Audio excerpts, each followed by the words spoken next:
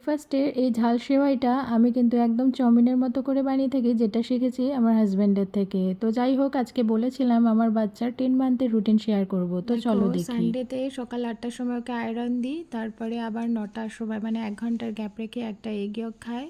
Egg ইয়ক যেদিন খায় তো সেদিন মিড মর্নিং স্ন্যাকে ওর বয়েল অ্যাপেল অথবা ব্যানানা রাখার চেষ্টা করি। নেক্সট দেখো, 11টার সময় 11টা থেকে 12টার মধ্যে ওর বাথ টাইম, আর এর সাথে আমি ওকে ভিটামিন ডিও দিয়ে থাকি।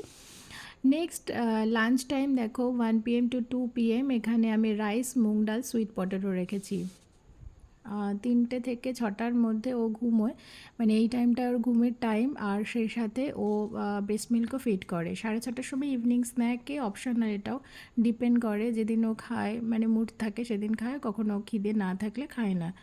8টার সময় ডিনার টাইম রেখেছি রাগি মিল্ক, আমি 2 টেবিল স্পুন রাগির সাথে মিল্ক অ্যাড করি, ওর যে ফর্মুলা মিল্ক। তোমরা ভিডিওটা নেক্সট টাইম পজ করে দেখে নিও। প্রতিটা দিনই এভাবে রয়েছে, সমস্ত কিছু টাইমের সাথে আমি একটা ফুড চার্ট এরকমভাবে তৈরি করে নিয়েছি। এতে অনেকটা আমার গ্রসারিগুলোকেও গুছিয়ে রাখতে পারি উইকলি, আর সেই সাথে মাইন্ড থেকেও অনেকটা ফ্রি থাকতে পারি, আর সমস্ত কিছু ম্যানেজ করতে পারি খুব তাড়াতাড়ি।